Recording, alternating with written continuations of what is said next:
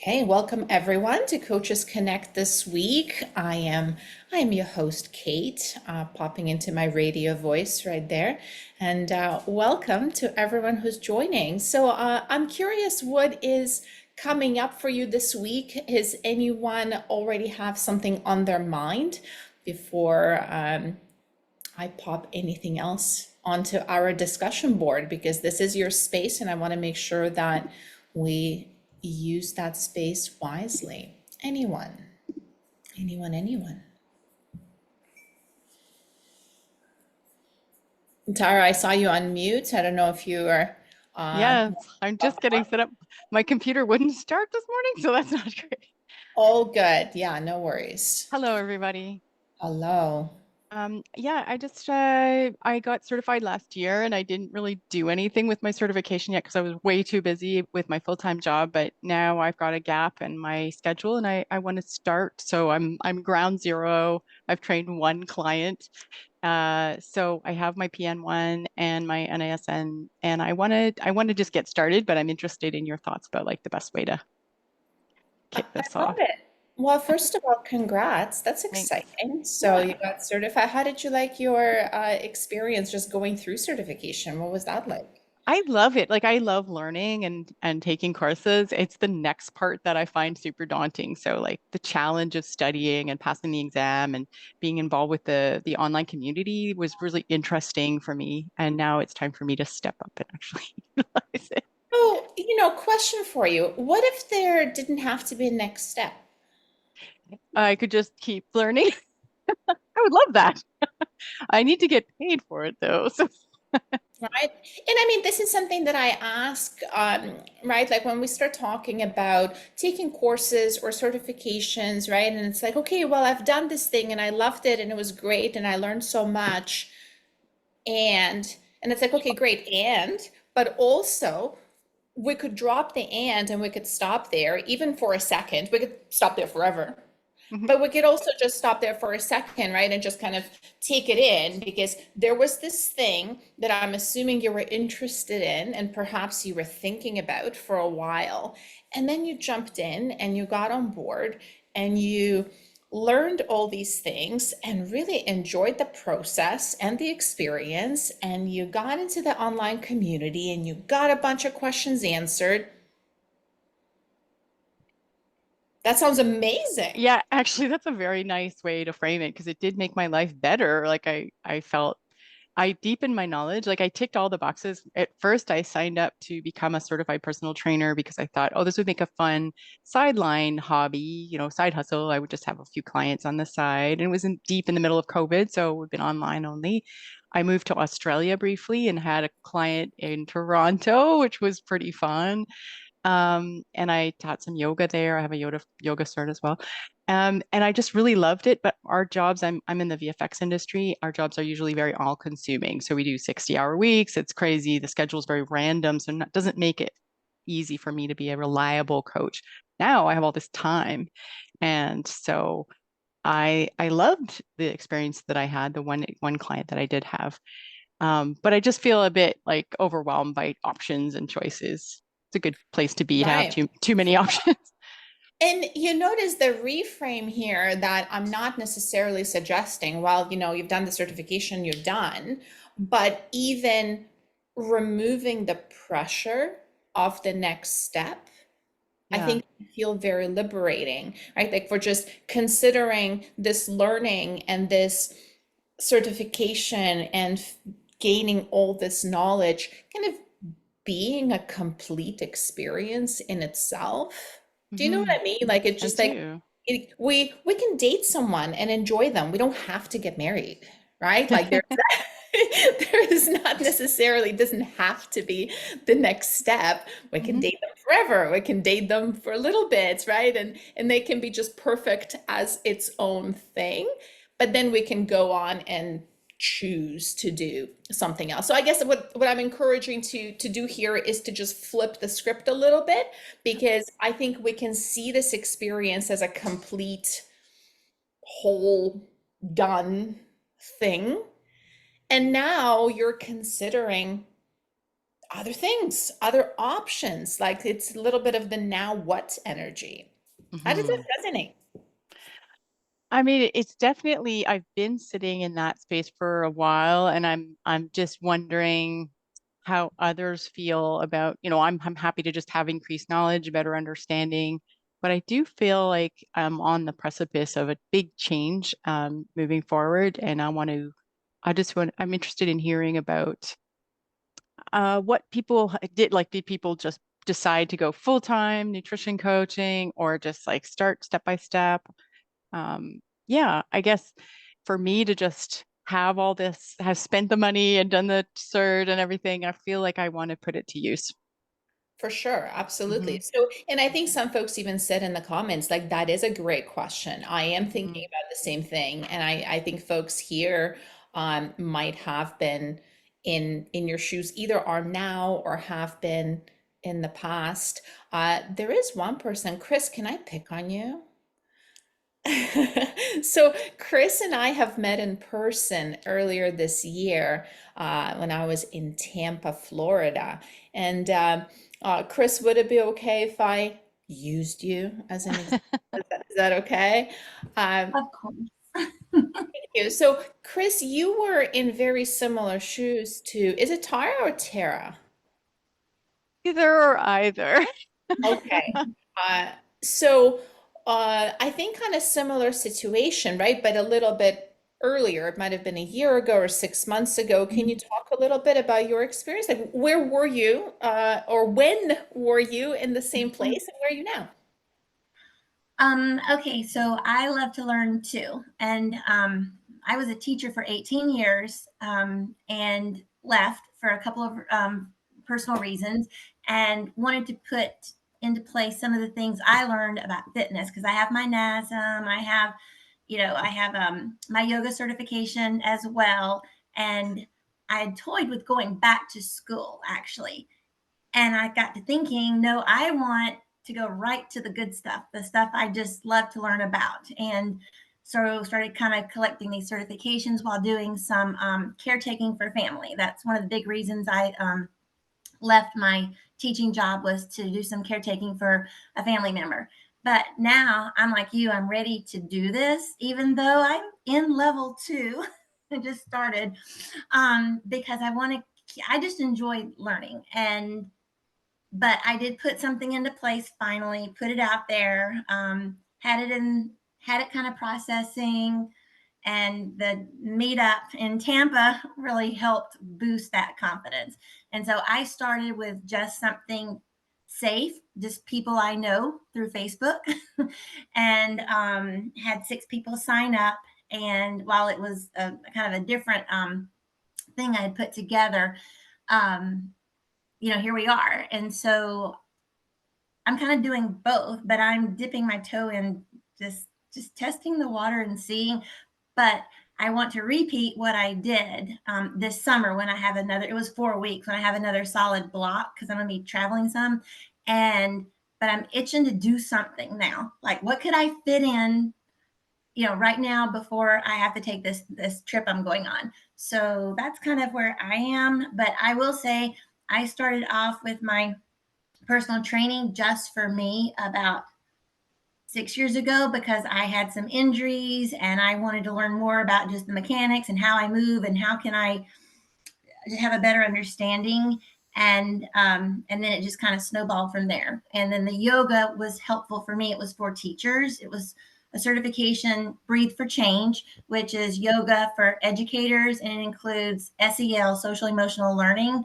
And that came at a good time for me too, taking care of just in teaching during COVID and also doing some caretaking for a family member. So I'm ready to use a lot of that and trying to incorporate that. I think you said you have your yoga certification.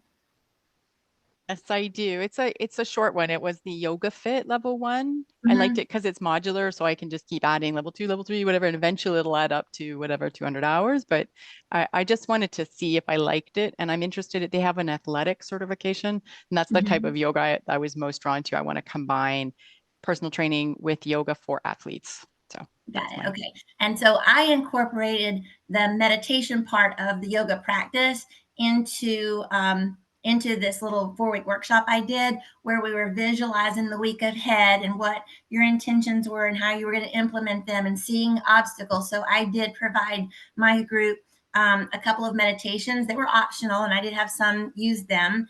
And so I'm trying to like pull from everything, which I mean, we seems like always a do, lot. Chris. I think we always do. We pull from everything. We bring everything that we know and everything that we are.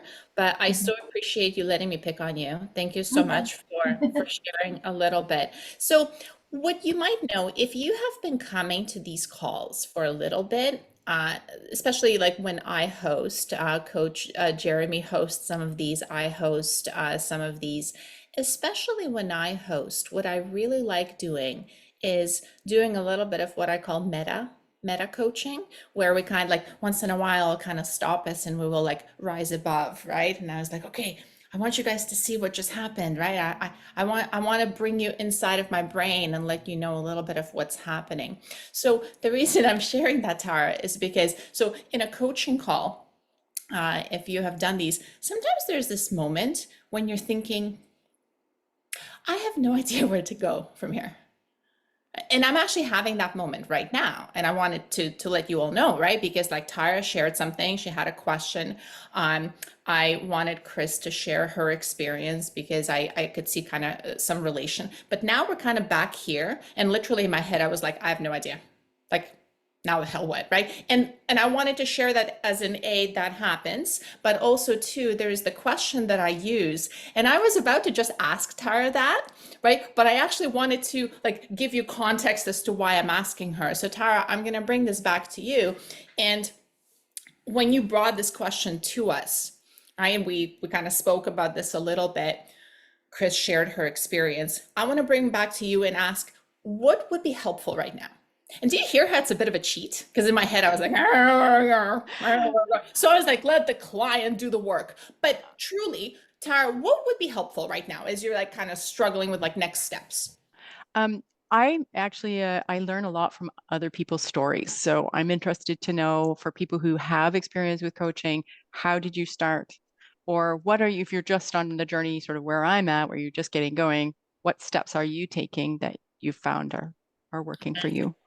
Well, so thank you, Tara. First of all, thank you. Second of all, did you hear how now we have somewhere to go? Like, Yeah. do you hear how now it's not helpful for me to keep blabbering? Because Tara just said, I enjoy stories. And that tells me, let's hear more from you all, right? So let's hear from more from more let from you all. Um, if you are in a similar spot, perhaps as Tara, how did you start? What are you working on? Or if you're not, if you maybe you are ahead, behind, what is time? Um, please share. Where are you at?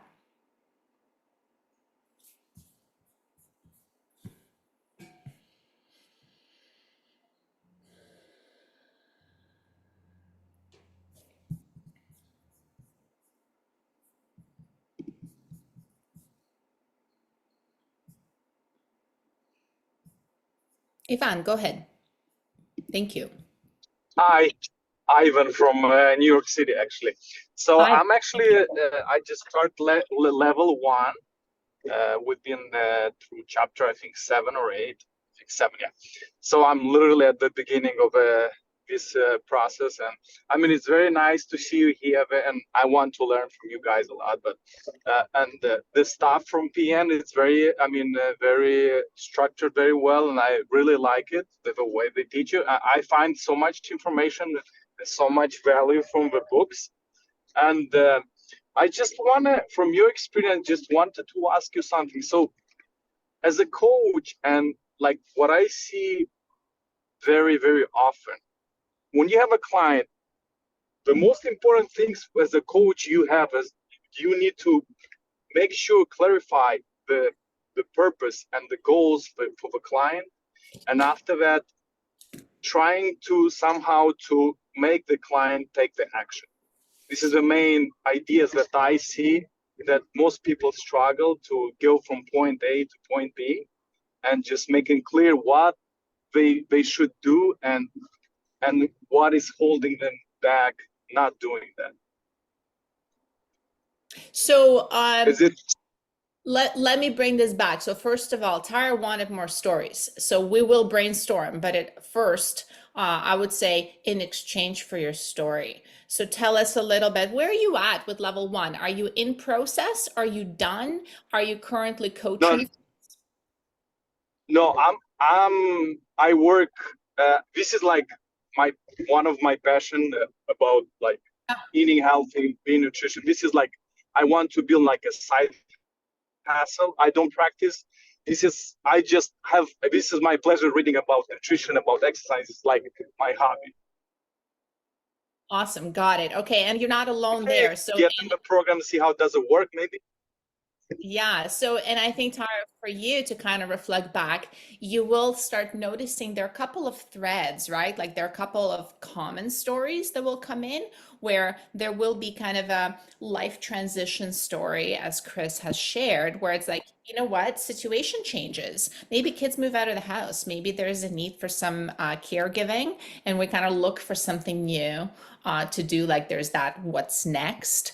There is going to be a story of like, I'm a personal trainer and I have been a personal trainer for a long time, and I wanted to add nutrition to my toolbox. And as Ivan was sharing, like another big one is like, well, hey, like this is how I got into health and nutrition, is exactly as Ivan, where I was doing something completely different and I had a day job, and it was my personal passion. And I remember paying for the certification out of pocket. I really, really wanted to learn. It was like my favorite reading of the day. And sometimes little bells start to ring because you're like, oh, I wonder if I could coach other people on this, right, Ivan? I bet you were thinking about that at least a little bit. So I can tell a little bit about my story.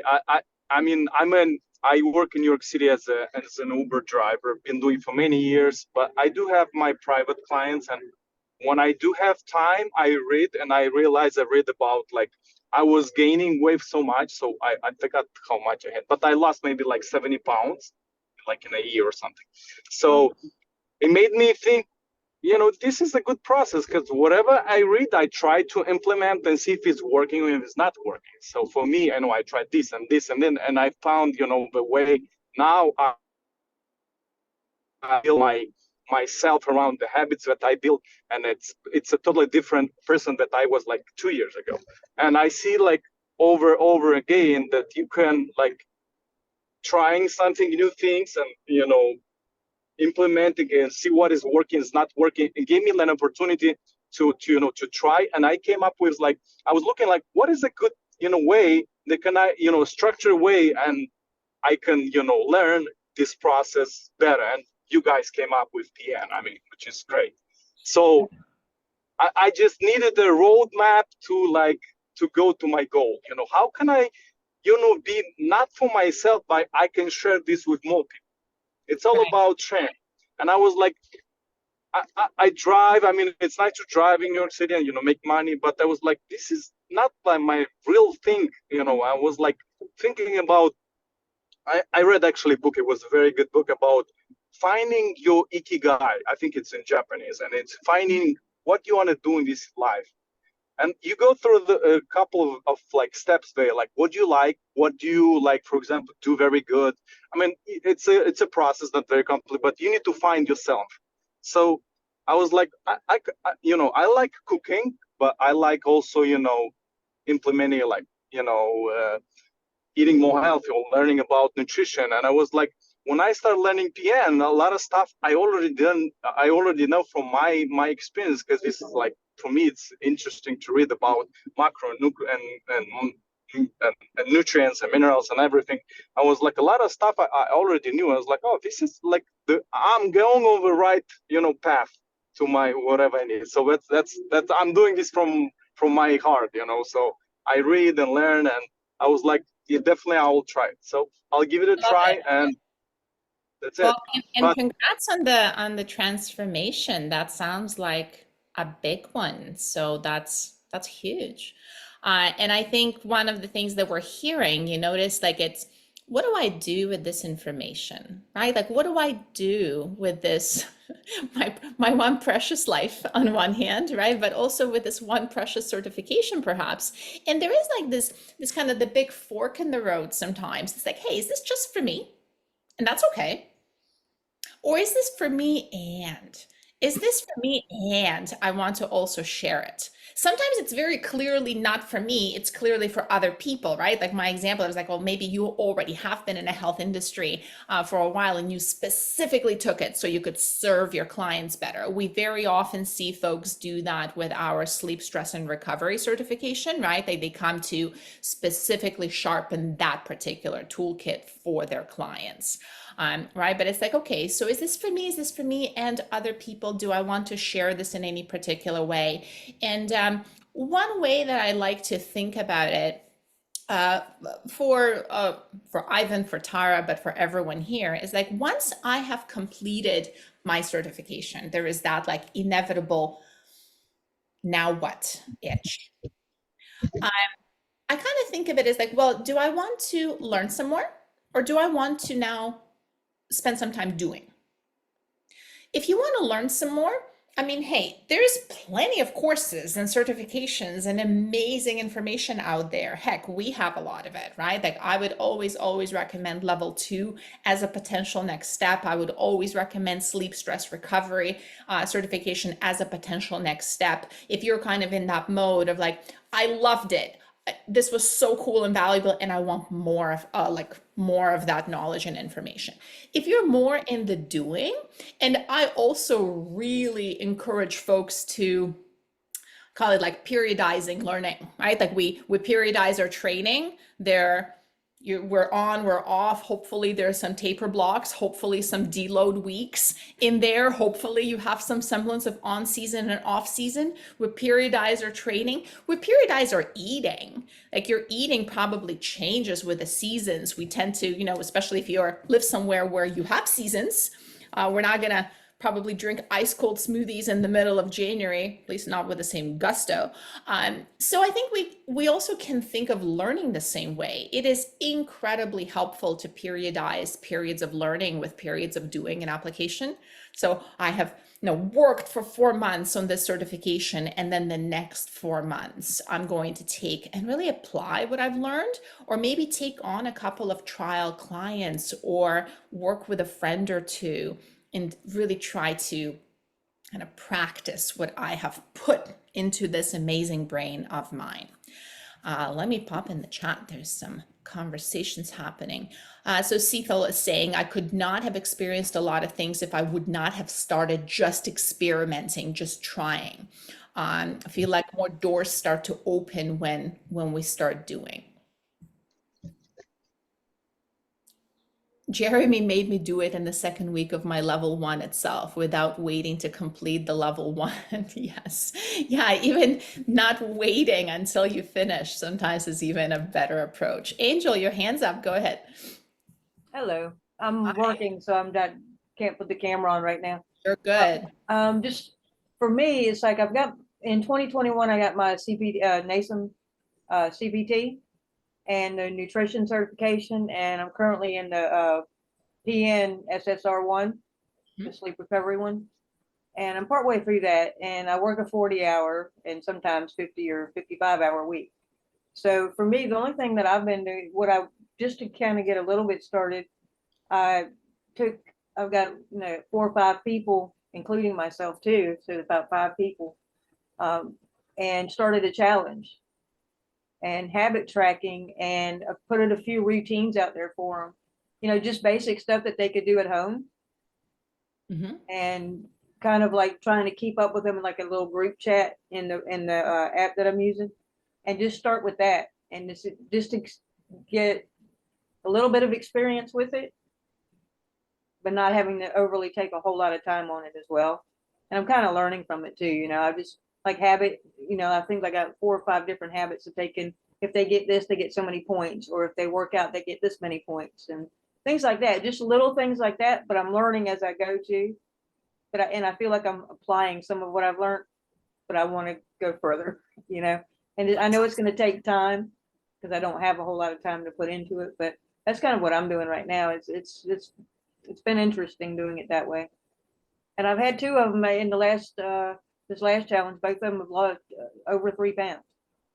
Amazing. Just doing the habits and getting moving and paying more attention to like tracking their nutrition. They get points for that. If they hit their daily nutrition goals, they get extra points for that.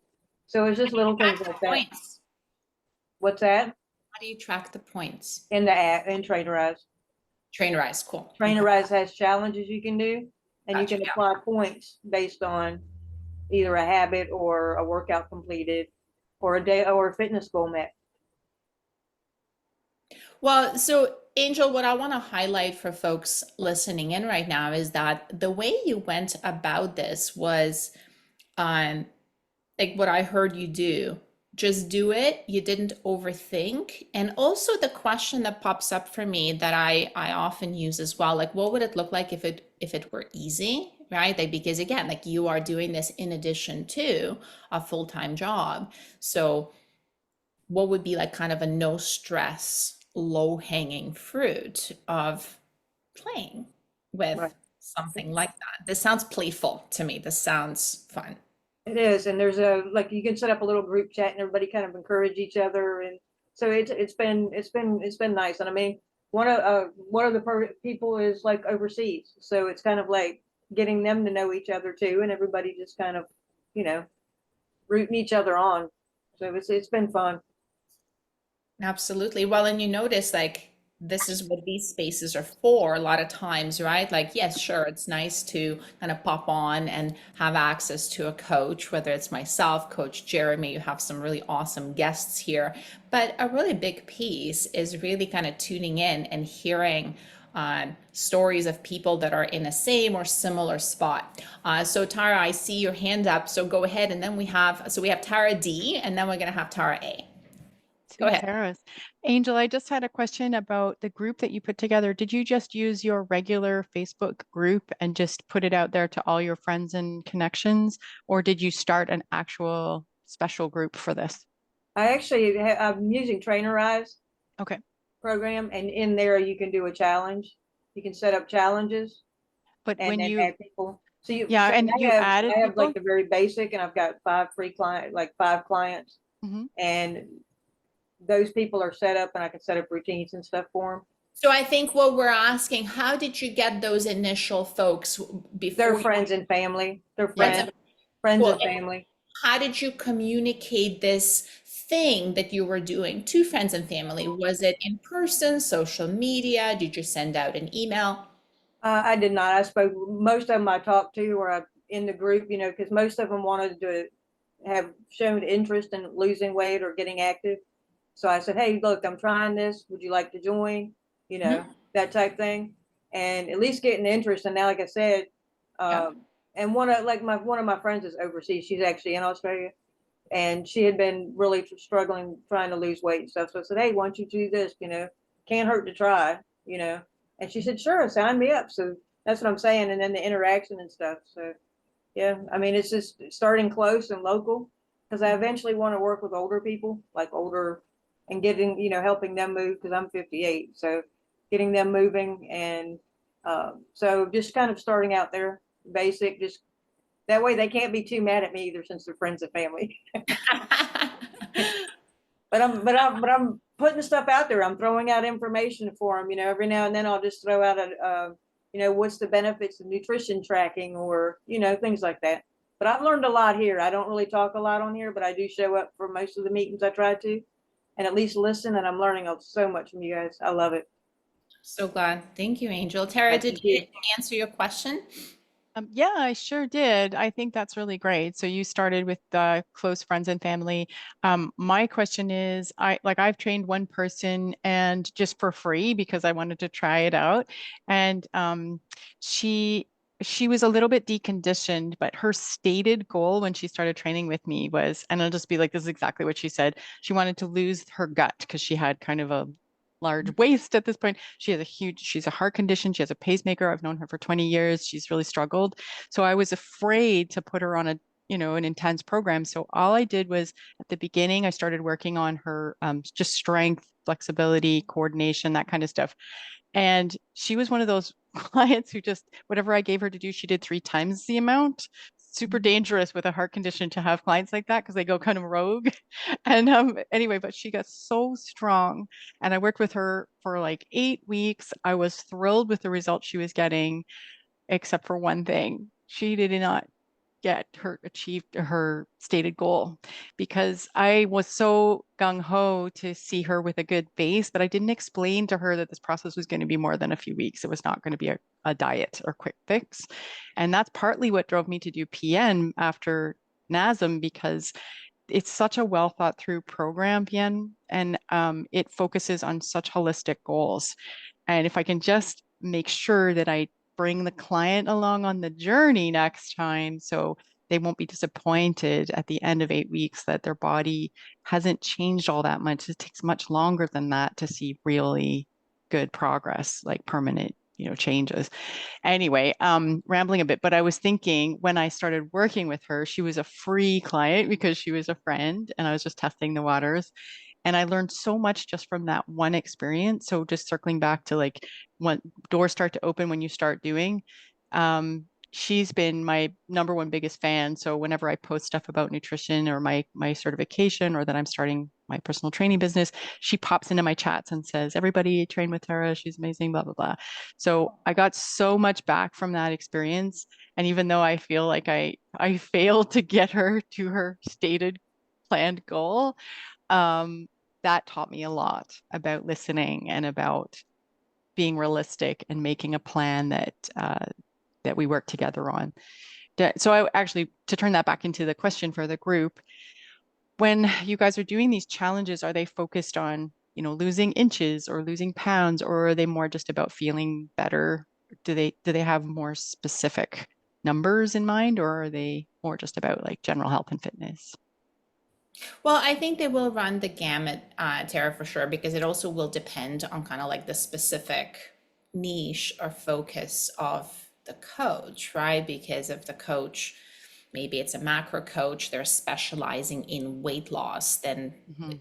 probably see like even pounds lost. If you'll see somebody specializing in strength, they might specifically be looking at upping the strength or upping the speed for a running coach. So it really just depends on kind of where are you at. One thing I wanted to kind of highlight from what you were saying, and then maybe we'll go to other Tara, and then see Leah or Leah has a hand. And Marta, I saw you have your hand up. Did you have a response, or did you have okay, cool. So one of the things that I wanted to shout out, Tara, just as you were speaking, because this is something I work on so much with my one-on-one clients who are mostly coaches, the division of responsibility, right? Because as soon as we say, as a coach, I want to make sure that, great, I want to make sure that amazing. As soon as we start saying, I want to make sure that my client, you can't make sure anything that your client. You can't make sure that your client will do as much training as you give them, or more or less. You definitely cannot make sure that your client is not disappointed, because we're now managing other people's feelings. I have a 3-year-old. I can still pick her up and get her from point A to point B, sort of, but already it's difficult, right? So as coaches, we most definitely cannot get our people from point A to point B, because they're adult people with their own lives, but we can absolutely help them to get from point A to point B, but at no point we will be getting them there. No, any more than I can pick up my husband and get him anywhere. Right? Like I can kind of support the infrastructure around to try and get us to get where we need to go. And I saw Marta. Marta was nodding. Marta, did you want to pop in and add before we go on to Tara, the other Tara? I was just going to say the same thing. We cannot guarantee that our clients are going to do the change. We are there to guide them, to help them, to be by their sides, but We're not doing the changes, because at that point, we're not empowering them with the changes. That is very important. That's something that I learned, and I'm not taking responsibility for their changes anymore, because I'm stealing that from them. And once that clicked in my mind, whoop, yeah. Thank you, Marta. And I actually kind of call it like that. It's the first client problem, because Mm. there is the couple of different types of first clients that we can get. And each of those can, how do I say this nicely? They can screw us up in their own unique ways, because consider this first client.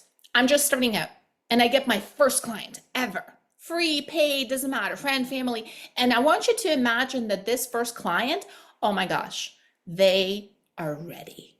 They're ready. They're ready, able, and willing. Whatever I tell them to do, they do. They get results. They meal prep. They lose 20 pounds in 4 months. Everyone's asking what they've been doing, right? It's great, right? Except it's not so great for you, for the second client and the third client, when you're so used to this, like, hey, look at me, right? The second client comes in, they might not be ready. The third client might not be ready. They might not be able. They're coming in with all the constraints, and you're starting to think like, what's going on? What's happening? Right? So the first client problem, and vice versa. Your first client could be not ready. They could be not able. They could be not willing. So you're giving them the best support. You're giving them the best guidance, and they're just, back and forth, push and pull. There is nothing happening, and you're questioning everything. You're like, what am I doing wrong? Am I a shitty coach? Am I not meant to do this? Meanwhile, we're still working with a data point of 1. Right? So like the only thing that matters really, this is your first client, and they could be either. They could be one of those. Tara A, go ahead, my dear. Hi, Kate. Hi. This is like my first call that I've ever jumped in on. I've been kind of involved in PN in various ways for a long time. I've completed the stress. I'm like one that's in the healthcare profession who did the stress sleep recovery course. Partway through the PN nutrition. I am not a personal trainer. Probably of the ones on the call that are not a personal trainer. I married one instead. That was like my excuse. But he didn't do the PN. He didn't finish it. So I finished it. Anyways, I think that the part, Tara, is that what I love about PN is just the way that they approach it. It's like the parts of as soon as you come on, there's a tendency that we want to try to help you and fix your problem, right? It's like, oh, these are the things I did. These are the things that made the solution, right? And PN is all about kind of like, what do you think? It's like, what resonates with you? It's like it turns back into you. And I kind of encourage you to kind of really hang on to that piece. Because as someone who's been in this profession for a long time, it's really easy to fall into the role of a fixer. And a fixer is a dangerous place to be, because all you want to do is try to make people do what you tell them to do.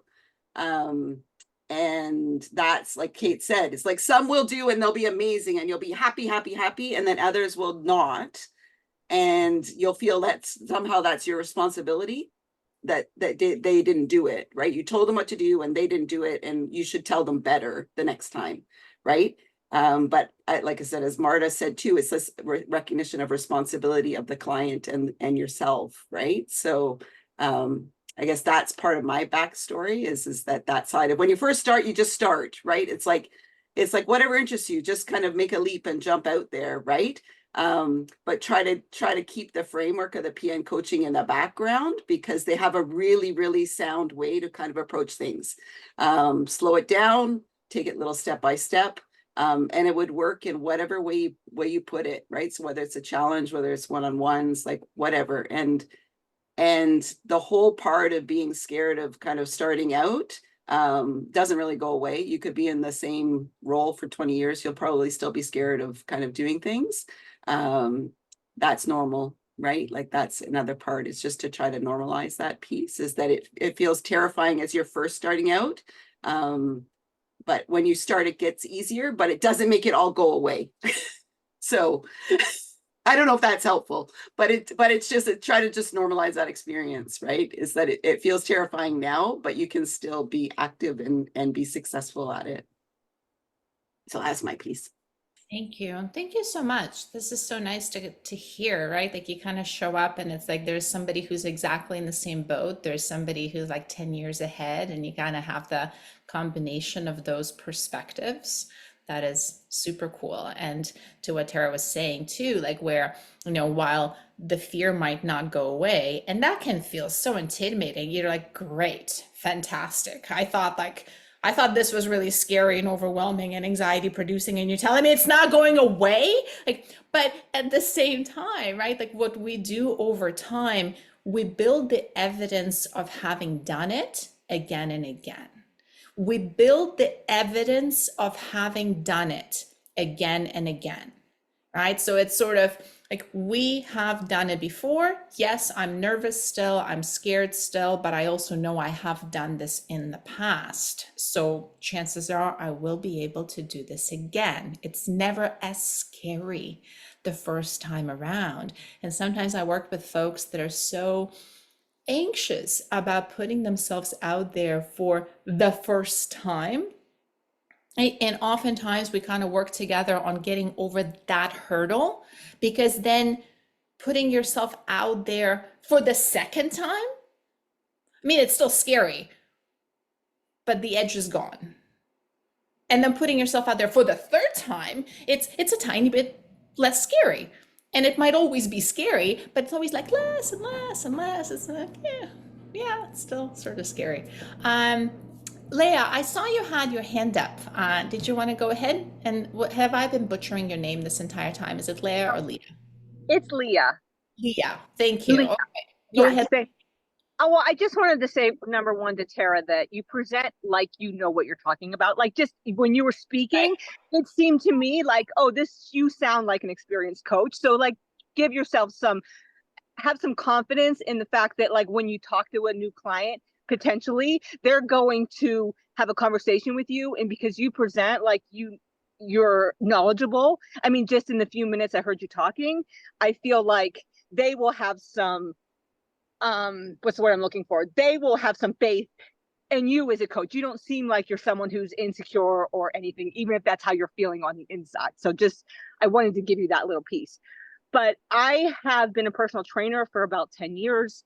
I was PN1 certified in 2017, probably. And I just graduated PN2. And I do have a full-time job, and I do this all on the side. And I have to say that in the beginning, I wish I would have jumped in faster than I did. Like it took me, I was so scared. Like when I got my personal training certification, like I probably went more than a year without really even having any clients because I didn't know where to start. And it's not until you just jump in and do it that you start to get confidence. And then you get that one client, and maybe, I don't know. I think of my very first personal training client I ever had, and I think the poor girl, like I was terrible. It takes years until you get good at what you're doing, so, but it was fine. Like she was happy. She didn't know any better. But when you do have happy clients, they tell their friends.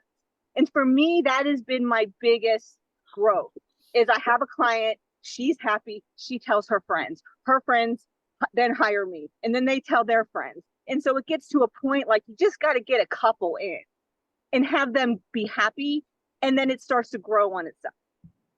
So that's all I have to say.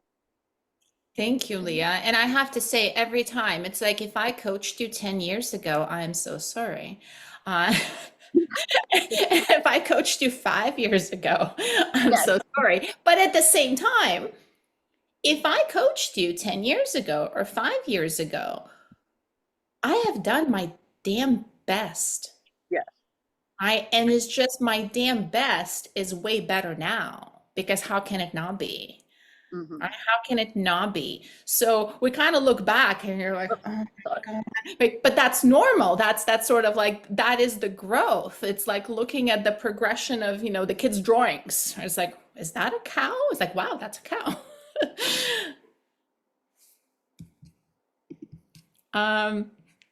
Ivan, from New York.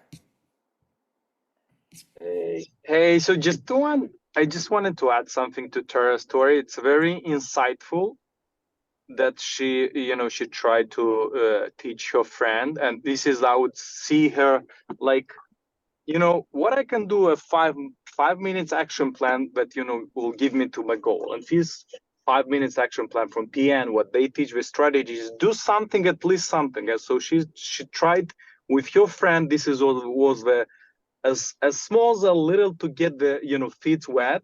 So she tried with your friend instead of like going with 10 clients straight away. So it's very insightful that the action she did, as close as possible with your friend, and it worked out. But the other point what I see, it's realistic. It's very hard to set a goal and a date and an amount of, like, for example, to lose weight, 40 pounds, and but if you get 80% to that goal, is definitely a win-win compared to getting like none.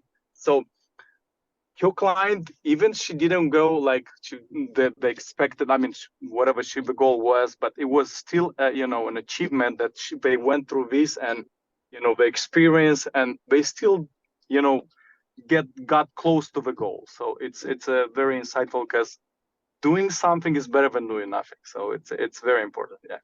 And I see her client, the close friend, like a 5 minutes action, at least something, getting foot wet in this kind of business approach, compare like getting 100 clients straight away. Like starting from tomorrow, if I go in this business and I get like 20 clients, it's gonna be overwhelming for me. How can I coach at least one? And I'm still gonna learning the process. That's what I see it. But even the results, it's very unrealistic to get results, like setting goals. That's why it's so many, factors we see every day. Like even myself, I see sometimes today I can eat like good, the next day I'm gonna be, a different story. So it's very hard to predict what I'm gonna be, if I'm gonna stick to the same goal that I have yesterday. Because we're a human being, this is normal, and it's okay to say to be normal, not to get to tomorrow to be a little bit different. And what I see is it very important when you try to you get a new client.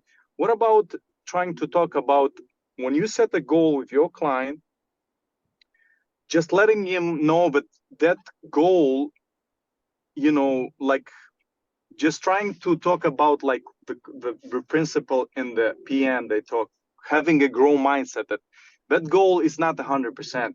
Sometimes it can vary. It can, you may need an extra, week or two to get to that goal. And right at the beginning, when you start talking to your client, that you need to be flexible, and and trying new things. And it's this is, I think it gives a little bit an opportunity, or like an open space to just to let them know that even if they get there like in a month to lose, for example, 40 pounds, and we got there 30 pounds, it's still a win-win situation. But if they come at the beginning and you tell them like, listen, we need to lose 40 pounds, and you told them, yes, I'm gonna do that. Once you get there, you don't get there 40 pounds, you get 30, it's gonna be a disappointment. So, but when you start from the beginning, that you let them know that this is flexible. I'm not a guru or a marketer that is gonna tell you, oh, you're gonna lose in a week 20 pounds. This is just a marketing tactic. Just be realistic. It's more natural and human, I think, to the client. And if you can get along, it's more powerful than anything else. Well, Ivan, I think you're pointing out something really important, right? Like, so imagine seeing a surgeon who is about to do your shoulder surgery because you have an injury, right? Or maybe you have like a torn rotator cuff or something like that. And when you're asking the surgeon about the surgery, they're saying, don't worry, your shoulder is going to be as good as new, 100% confidence. I'd be a little worried, personally, right? Like that, I would be a little bit worried about anyone really predicting 100% confidence in anything that they cannot fully control. And what Ivan, I think you're mentioning here, it is such an interesting balance to strike, because I think it is incredibly important to have a conversation, not just with clients, but with prospective clients, with people who are considering hiring us, right? Like about managing expectations and goals that are realistic, and also staying within your ethics. Because if somebody comes to me and say like, can you help me lose 20 pounds a month? I simply can't say 100% I can guarantee it, because I'd be lying, and I just don't like lying, right? So how do you remain within your ethics? How do you have a conversation that allows the client to manage expectations? Because clients will come to you, they don't know what they don't know. When somebody says, I want to lose 20 pounds in a month, we know that is not a realistic or sustainable goal. They don't know that, because every single magazine at the cash out register at a grocery store is promising exactly that. So they're simply, putting it on you. You're like, that sounds good. I want to do that. So there's your job of managing expectations without crushing the hope, right? Because this is also not going to be the most uplifting of the conversation. It's like, no, that's not realistic. No, we cannot do that. No, you're never getting a six pack with that body. No, right? Like, so how do we find that balance? And I think that's definitely a very important conversation to have. So Katie, you're saying that bringing that client from that state of like magazine from outside and bringing into a different mindset, and making clear that realistic what it's good, it's real to achieve. Mm-hmm. It's a good start for the client. Yeah, and I think a lot of it, like, so when we talk about the early expectations, this is where I would argue that a lot of how you show up beforehand will inform what clients will expect from you, right? So when I have a prospective client who's reaching out to me, chances are they have already seen me, found me, read me, heard about me, maybe followed me somewhere. And they're not going to be completely and utterly shocked at my stance at things, right? Like they probably will kind of know where I stand with a whole bunch of things. So I don't have people come to me and ask if they can lose 20 pounds in a month, unless they just completely randomly collect, like, right? Like, so it's just, so how do you actually put yourself out there and make your philosophy clear, your approach clear? What are you like? Clear, and consider yourself hiring people in the past, right? Like it's, chances are you didn't just Google, click on the first search and hired that person for $1,000. So when I hire a coach, they might not know who I am because I'm a lurker. All right, some of you might be lurkers as well. I'm a lurker, but by the time I'm considering hiring someone for running, for fitness, for nutrition, for copywriting, chances are I've been following them for like 6 months. I already know everything I need to know about them, which is why I'm considering hiring them now. All right, so I think a lot of this work we can do before we even talk to that person. So that's mean like what they say, I think in marketing, warming up your audience. That's right. Making aware what you are, so they know exactly, like, this is a good strategy to approach a client. It's warming them up, but I think kind of like, just to put it like more in English, it's like it's allowing the audience to know you, right? Like what you're about, right? Like, so most of folks here know that my stance is a neutral stance when it comes to diets. Like, if you want to come work with me and you want to be on a carnivore diet, fantastic, high five, right? Like, you want to intermittent fast, Godspeed, right? Like, let's do that. So, and I can work literally within any dietary way, right? Because I am very agnostic when it comes to that, which is a very PN way. Meanwhile, if you're looking for an intermittent fasting coach, they're out there, but that's not me, right? And most folks would know that. So it's sort of like, who are you? Let us know who you are, so then the right people will find you. Chris.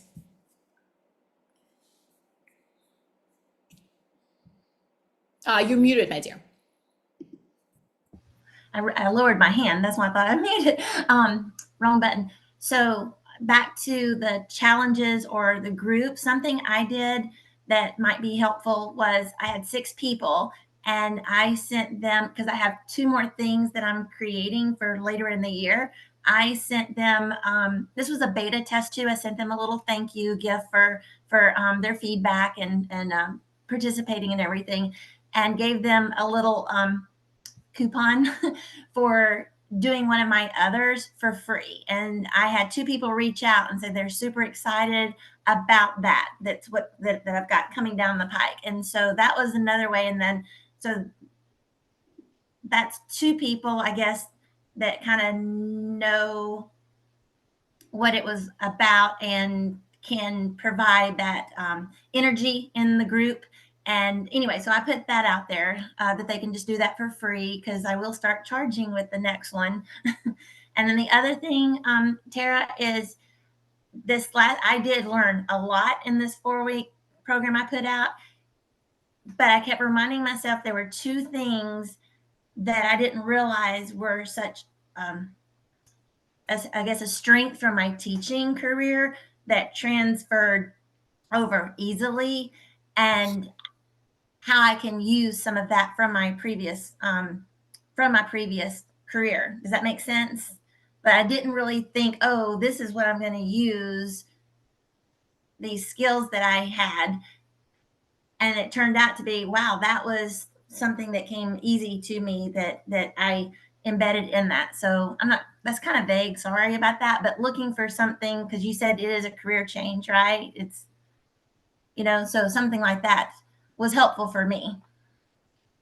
Thank you, Chris. Thank you, Chris. I'm cognizant of time, so Angel, hopefully we can see you in a different call so I can get to you as well. But as wrap up, I want to point something out to you all. There's another little piece of meta coaching. What we had here today is a great demonstration of the power of group coaching, because you might have seen like where on the surface, and truly, like Tara, we've been back and forth, right, with your question and your story for an hour. Right. And it's like, I think for me, like there is still that little tiny insecurity in the back of my head as a facilitator that is like, Kate, come on, like we have to move on. But I also trust myself, and this is the reps, right? Like I actually know that this is a fantastic use of our space. You simply let us into one story, and then we can explore it from all the different angles. And if you like have seen in the chat, thank you, me too, this is great way to think about it. We kind of touched on a different topics simply through this one question, right? So as you're kind of tuning in today, right, like this is an example of why group coaching can be so cool. We're focusing on one person. It's kind of that hot seat coaching, but we're just flowing through a bunch of different topics that actually ends up being beneficial for every person in the room. So Tara, I just want to say a special thank you to you for being our guiding light today. Thank you so much. It was my first call with this group, so I'm really happy and I appreciate all of your thoughts and ideas. Thank you. Great to see you all. I hope I will see you in the next one. Coach Jeremy is hosting one next week on Thursday, 1 p.m. Eastern. And our schedule is up in the platform in the PM Coaches. So I hope I see you all then. Bye, everyone.